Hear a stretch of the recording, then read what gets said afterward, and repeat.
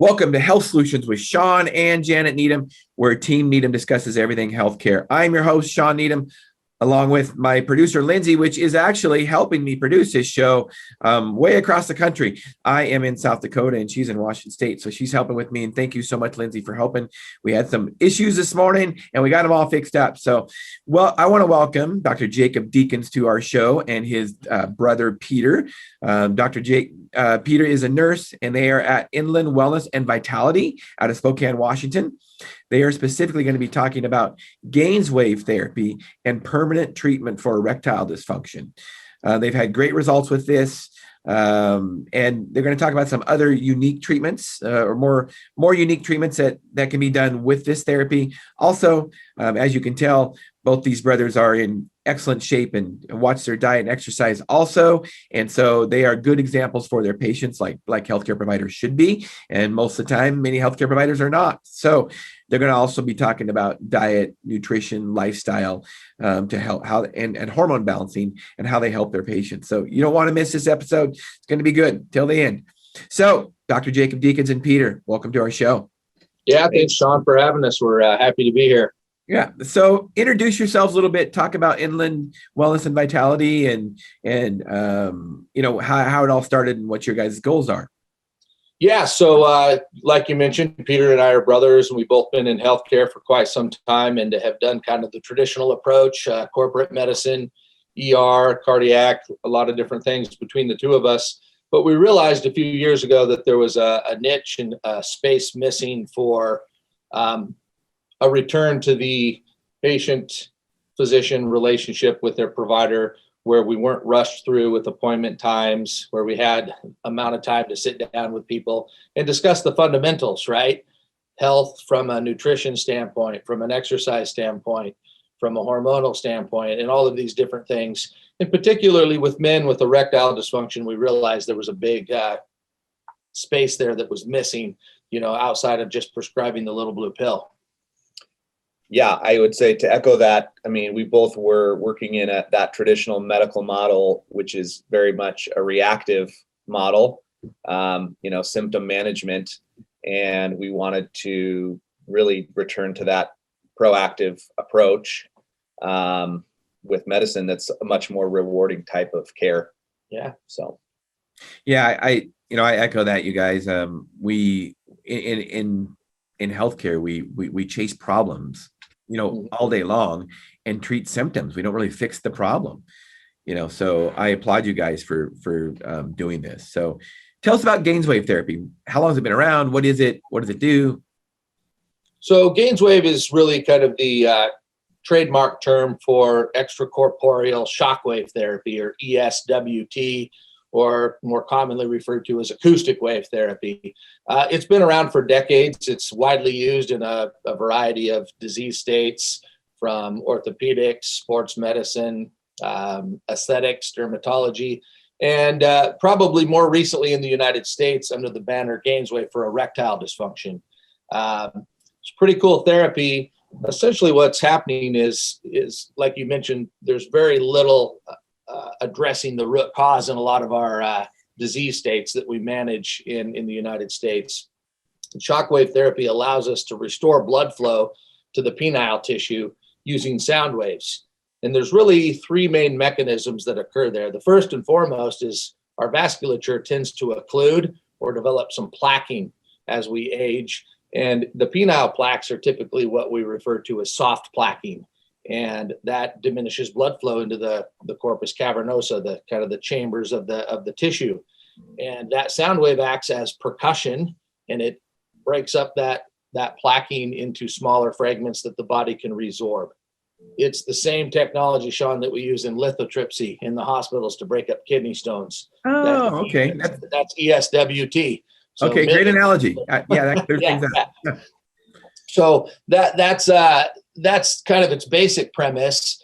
So at the cellular level, those sound waves are actually stimulating a molecular and a cellular response to create growth factors that help heal the tissue, and also that promotes new blood vessel formation through neoangiogenesis by promoting a growth factor called VEGF1. So it's some pretty cool biochemistry that's happening at the tissue level. to get men back to having more blood flow, more vasodilation into the penile tissue. And so tell me a little bit about how if I understand right, Peter, you're the one that actually does most of the treatment. Yeah. I do probably the majority. Jake does quite a few as well, but yeah, the actual treatment itself is fairly straightforward. It takes about 15 to 20 minutes. We're treating directly on the penile tissue. We actually treat around kind of the inguinal crease or the crest of the legs, so to speak, of the erectile tissue that actually extend into the body cavity there. And then also we address in the perineal area where the pudendal nerve lives to kind of get some regeneration of that, nerve that innervates the penile tissue and erectile tissue. So we're really addressing all of those pieces. And the beauty of this therapy is it's restorative to really any tissue type we apply it to. And so that's why we use it for a whole host of other, applications beyond just ED. But certainly we do. Yeah, we've treated close to 400 men at this point in this clinic over the last 3 years. Yeah, so it does require multiple treatments. There's a cumulative effect. So a standard protocol, Shawn, looks anywhere from about 6 to 8 treatments. 6 is probably the most standard approach. But we have men come in and we do an intake and we look at international scores of erectile function and sexual health inventory for male scores. There's some clinically validated criteria that we can then take subjective erectile dysfunction complaints and put them into an objective format and base a protocol on that based on the evidence and the treatment protocols that exist in the literature. So about 6 treatments a week apart, sometimes as many as 2 treatments for 3 weeks if we want to abbreviate the course a bit. But the majority of men we have treated and the studies demonstrate that we have a very high success rate with that treatment. So it's pretty exciting treatment to be able to offer to our patients. And you were basically discussing that it's a permanent treatment and you have 75% success rate. Is that correct? Yeah. So yeah, I would say, the permanence that's demonstrated in both the studies that we can look at, which there's well over 40 studies that demonstrate the efficacy of the therapy, as well as anecdotally here of the men we've treated. Yeah, 75 to 85%. And that's lasting really out to 2 to 3 years. But that being said, the processes that got the men kind of into that situation in the first place, i.e. aging and kind of, lifestyle choices and all of those pieces are still going to contribute to an overall decline in function to some degree. Yeah. And so we do put men on a maintenance protocol, which is a little bit different for every individual. It may be 1 to 2 treatments after a year or a year and a half or whatever that might look like, depending on what their baseline function was. Yeah, so there's not a lot of long-term studies following these patients out after a protocol.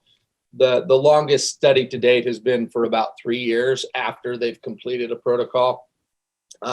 And obviously from an academic standpoint, there's not a lot of interest in following these patients for greater than that.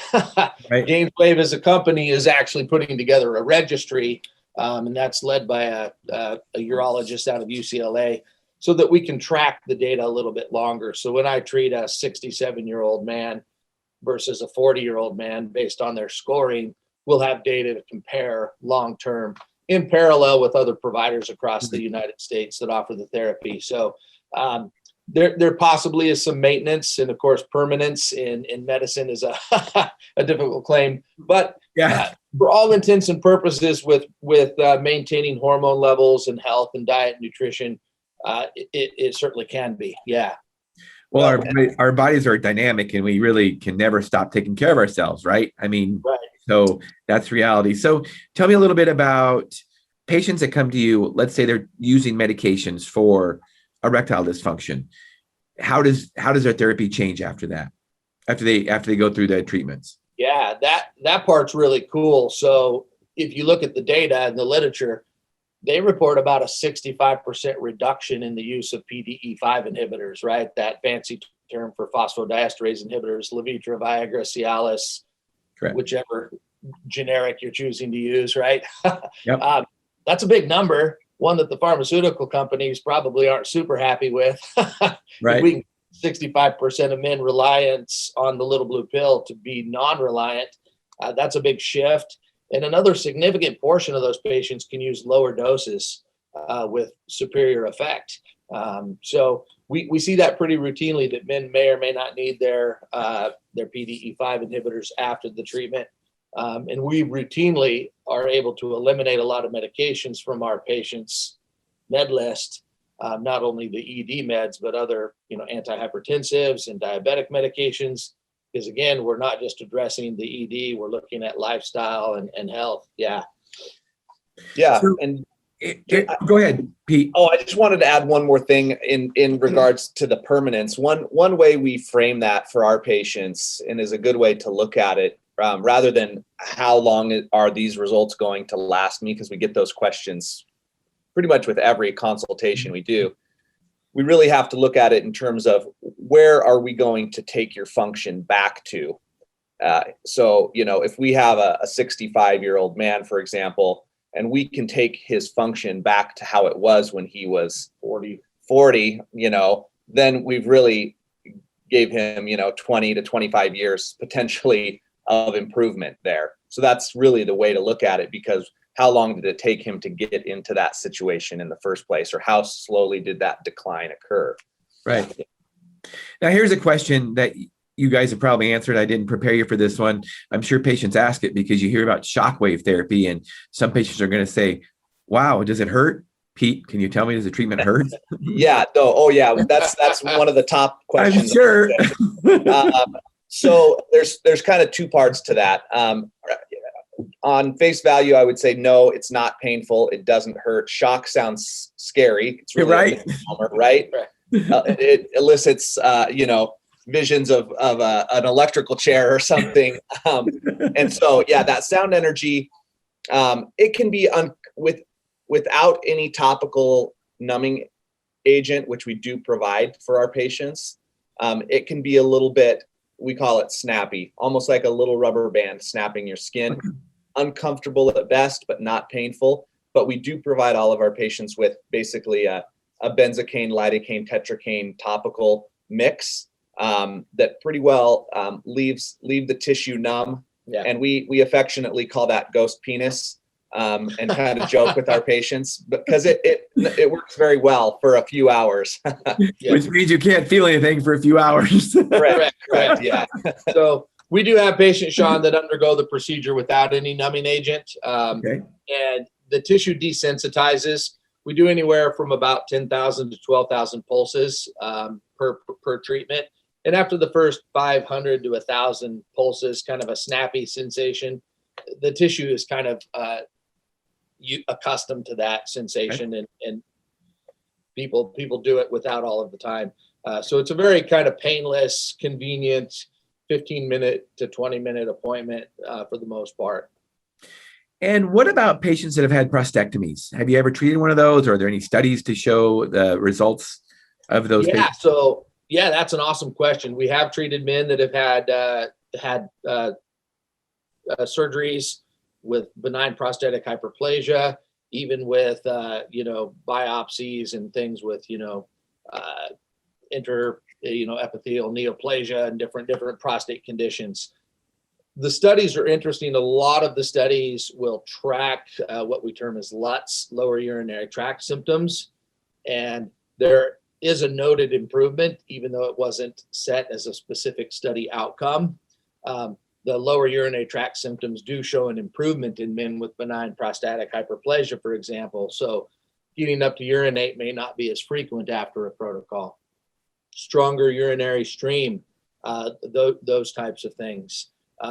Obviously, in the case of somebody that's impotent completely because of nerve damage from a prostatic surgery, there's a lower likelihood that they're going to have success. Right. For sure. Okay. Moving on to other things that this can treat. The great great information, you guys, on a Gainswave and erectile dysfunction. It looks like a very, very good option to treat erectile dysfunction. So because it's shockwave therapy, it's been around for years, and it basically breaks up plaques. Is that kind of correct? Yeah, I mean, it applies a mechanical force that we're exerting on the tissue. And so when we kind of extrapolate that out to other conditions or indications from a musculoskeletal standpoint, we use it to treat everything pretty much from the feet. So plantar fasciitis up to chronic cervical neck pain and everything in between. We're at a superficial level, just that mechanical energy that's transferring through the tissue. We get a lot of things like release of trigger points, myofascial release. We regenerate multiple tissue types. So if there's some micro trauma to that area via a tear in ligamentous tissue, calcifications in the joints, so a lot of calcific tendonitis, we can address that because we really can target that tissue that's hardened or scarred, and can remodel that tissue essentially. Yeah, so calcific tendinopathies are a good one. If you go back to the kidney stone analogy, that sound wave is breaking up calcium oxalate stones. Right. We're using the same technology. It's a different bar setting, a different pressure, and a different frequency setting. But essentially, if you have calcifications, short of going in and debriding that with surgery, we can actually pulverize those through a series of treatments and get people range of motion. The molecular and cellular basis is, again, we're increasing blood flow, angiogenesis. If you increase blood flow to tissue that's ligamentous or tendinous, tends to be relatively avascular. It doesn't have great blood flow to start with. You bring in more blood flow, you bring in more nutrients, healing factors, you increase lymphatic drainage so the cellular debris can be cleared. It really just kind of promotes the body to regenerate itself. New data daily almost coming out of Germany that orthopedic surgeons are using it immediately for fracture fixation and repair, because the sound energy actually stimulates the osteoblasts, the little bone cells that will deposit new bone matrix. And it's actually showing a 3-fold increase in healing times for fracture repair in Germany when they apply this sound energy externally through the soft tissue to the bone. So reparative, it helps clear substance P, which is the neurotransmitter that regulates pain signals. Again, it's a mechanical disruption of that substance P that accumulates at the site of injury or pain. So a lot of cellular things happening with the therapy, and then the mechanical process that, quite honestly, sometimes just feels like a really good deep tissue massage because it's percussion. Yeah, right. That makes sense. There's been a couple, maybe only one, but you guys had a patient story, and it wasn't your patient. It was, I believe, but it was a patient story how somebody used it for, I can't remember exactly what it was, but he was going to have to go in for some kind of cardiac surgery. Was it bypass? Yeah. So there was a story. Yeah. So it was one of the doctors that we trained with several years ago, and he had a golfing buddy that had basically just poor cardiac output, and he had known coronary artery disease, and had some calcifications in his coronary arteries that were obstructing his blood flow. And that patient was astute enough to ask the doctor who did Gainswave, like, well, hey, if it breaks up plaques in the penis, why can't it break up plaques in the heart? And the doctor replied, well, they are doing studies with very focal sound waves in very controlled conditions, like in a catheter lab, to see if that is something that can be done in the future. And the patient was kind of an old guy and on his way out anyways. And so he agreed to be a guinea pig for this other doctor, and they just started treating over the pericardium just externally through the chest wall. And the guy noted after several months that his exercise tolerance increased. He was able to golf 18 holes without stopping to rest, and had improvement in his daily activities. So definitely anecdotal story, right, for sure. But it was actually pretty cool. And if you look at the literature, they're looking at focal shockwave therapy to treat cardiac lesions, carotid lesions. There's a lot of stuff on the horizon that is going to be done with this. Well, going back to your kidney stone analogy, those plaques in the arteries are calcium. A lot of, yep, absolutely. So it makes sense. It makes total sense. So, this is great. And I think it's, there's a lot of things to be excited about the future of this technology. So, great presentation, you guys. Thanks for educating us on that. Yeah, for sure. So now let's go into a little bit about diet and exercise, because with these patients, or any patient for that matter, diet and exercise are very important. And obviously you guys really stress that. So tell us about how you talk to patients about lifestyle. So obviously Peter and I are both very active, just from the things we like to do recreationally tend to keep us active. Pete's an avid CrossFitter. I've had a couple of orthopedic injuries, so I don't do CrossFit as much anymore, but I do a lot of progressive variable resistance, like band training, strength training that way.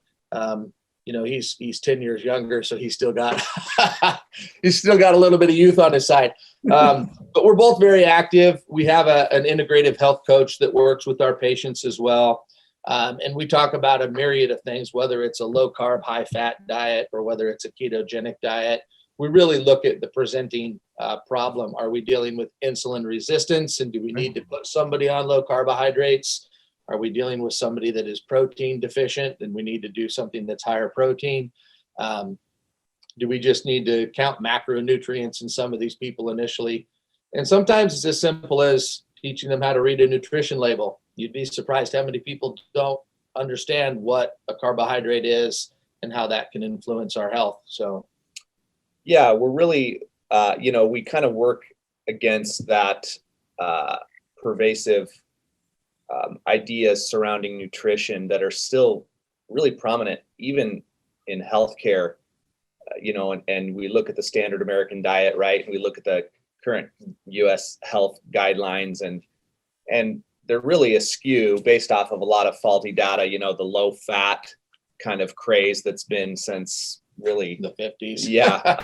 And the overconsumption of, processed junk. People just, they think they eat healthy, but when you really start getting into tracking someone's intake, they're like, they realize how much kind of processed junk they're eating. And, we always say, you can't out train a bad diet. Right. So it doesn't matter how active they are.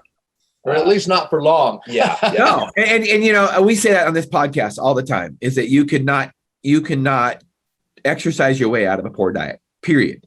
And there's basically three things we can do to be healthy. And that's eat, exercise, and sleep. Sleep. Yeah. And we don't have to exercise to live. We don't have to stay alive. We don't have to exercise. We got to eat to stay alive. Obviously, eating is more important than exercise. And we will die without sleep before we'll die without food. Sleep is very, very important. So we stress that in this podcast all the time. And I think we take things for granted.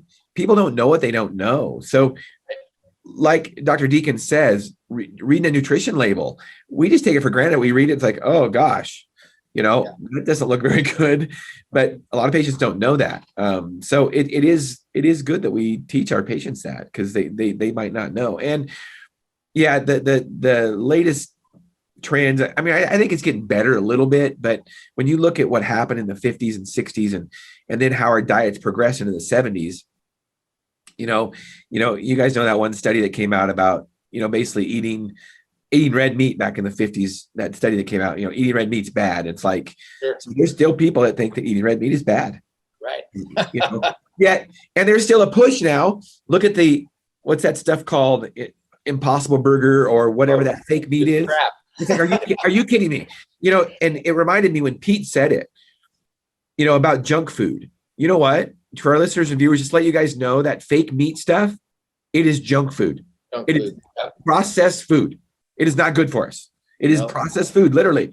So eating raw foods, red meat is not bad. Nope, absolutely. Yeah, we've even dabbled a little bit with the carnivore approach. Yeah. Regenerative agriculture is a big thing that we're, like to talk about. Unprocessed foods, and just really getting people back to eating locally and sourcing locally. and really, which is better for the environment and better for our health. And because we structure our practice the way we do, we spend, an hour with each of our patient at their appointment slots. It's not the cattle herd mentality, to continue that analogy of getting people through every 10 minutes. And so we can talk about sleep. We can talk about diet. We can do complex lab dives where we're looking at fasting insulin levels and glucose levels and metabolic health and hormones. And every single one of our patients tells me, like, I've never had my blood work explained in this much detail as I've just gotten today. And it blows me away. Right. Right. And kudos to you guys. And, it's sad that, patients can be in the healthcare system as long as they have, and it takes that long for them to find a doctor like yourself, where they can actually say, well, I can't believe somebody took the time and actually explain this stuff with me. So kudos to you guys for doing what you're doing. I mean, you guys are really on the cutting edge, and I think it's the future of medicine, is lifestyle type medicine. What we're doing is not working. Americans, cardiovascular disease in America is at an all-time high. It's still a number one killer of Americans. Yep. Statins, cholesterol medication is not the answer. It's just not. They've been around for 30 years. If they were the answer, people wouldn't be dying of heart attacks and strokes, right? Yeah, absolutely. Right. So you mentioned a little bit about hormone replacement. So tell me a little bit about hormone balancing. So yeah, it's absolutely super important. It's one of the main things we do here. And with all of our Gainswave patients, I offer a complimentary hormone consult, because that obviously plays a role in erectile function, but for men and women both. So we deal a lot with diabetics, people with thyroid disease, testosterone deficiency, menopause, perimenopause, even younger women with dysfunctional uterine bleeding and menstrual irregularities. Very vital to have that conversation with patients. We only use bioidentical hormones. We do, again, an in-depth lab evaluation of all of our patients and include all of these things. And I guess the best way to put it is, hormones for me are preventative medicine. I have successfully gotten people off of their diabetic medications by optimizing their testosterone, for example. And we know, based on the studies, that models of insulin resistance decrease with testosterone, and lipid metabolism increases, and cardiovascular parameters improve with testosterone management. The American Heart Association put out a literature review a few years ago with 14 plus testosterone replacement studies. And their conclusion, in short, was low testosterone, or testosterone's inversely related to all-cause mortality and cardiovascular mortality. So cardiac output, arrhythmias, CHF, lipids, obesity, inflammatory markers. I mean, the list goes on and on and on. Well, just think about those things. What if we had a drug that could treat all those things? We do. We do. And so don't forget about depression and weight gain around the middle, and erectile dysfunction. Yeah. And I mean, the list goes on. I mean, testosterone is so important. And thank you for looking at the overall picture. And you said about cardiovascular health. I mean, testosterone, how it lowers cholesterol. I mean, it really infuriates me how I'll see a patient on a cholesterol med. They're a male and they're 50 years old, and their testosterone has not been checked. Yeah. No, it's or thyroid, but anyway. We do that too. You'll love this. I had a patient with known cardiovascular disease, remote, 30 years ago, had a stent, changed his life, was living pretty clean at that point. He had been on a statin for 30 years, and his cholesterol was still elevated, right? And so when he came to me, we checked him. Obviously, his testosterone was low, his thyroid was suboptimal, his DHEA levels were off, his vitamin D was low, everything sucked. He had insulin resistance because he had a fasting insulin that was high. And hold on, I don't want to. I hate to interrupt you, and he was going to a doctor, right? Oh yeah, he was seen by a cardiologist. Yeah, unreal. And he has all that stuff. It's not working. So I went through the whole number needed to treat for statins, and yes, he's on them for secondary prevention, so maybe some merit there. We left him on a statin, and I put him on testosterone, transdermal testosterone. Got his levels up nicely, both total and free. He was feeling great. He was looking great. His HDL increased by over 20 points. His LDL came back down into a normal range below 199. His triglycerides improved drastically. And it came down after he'd been on the same statin for 20 plus years. And I said, hey, don't you think this is interesting that, your statin just didn't start working? Right. After 30 years, it's what we're doing. And Right. so we should be able to get you off of this. Go ahead and have the conversation with your cardiologist. But if it were me, I wouldn't take it. So they had the conversation with the cardiologist. The cardiologist said, well, maybe we just need to try a different statin. Of course. So, anyways, it's kind of a humorous story, but it's also a little bit sad. It is. I mean, we really shouldn't be laughing about it. We should be crying about it, because that, unfortunately, is a typical reaction. Right. Oh, well, okay, that statin's not working. We'll just use another one. Okay. And what we did was interventional. Yes, it was a study of one, but we put him on an intervention and we followed his baseline labs to his 3-month and 6-month follow-up. And he had a reduction in his cholesterol for the first time in 20 plus years. But here's the thing, Dr. Deakins, is that, those, you and I that treat a lot of patients with hormones, that might be an N of one, but we also have thousands of patients that have the same. Sure. That happens the same thing. Oh yeah, it happens all the time. Yeah. Right. So I appreciate you for doing that. You're really, optimizing people's health and wellness, and instead of just treating symptoms. I mean, you're making them healthy, and I really appreciate that. I think it's the future of medicine. Patients really appreciate it, and in America, we need to change our healthcare system because, or at least give options, because what we're doing is not working. I mean. Patients are sicker than ever, on more medications than ever. I mean, that's not necessarily the answer. So, yeah, it's made medicine fun for me again, quite honestly, and I think Pete would echo that sentiment for sure. Yeah, I mean, it's great to see actual results, right? You see things like that on a daily basis where you're actually improving someone's health and longevity. Right. It's awesome. All right, guys, as we wrap up this show, so I want both of you to answer the question. So, Dr. Deakins, what do you have a passion for? What drives you? I think just health, and looking at it at its foundation and what we can do to address that. Like I said, this has made medicine fun for me again.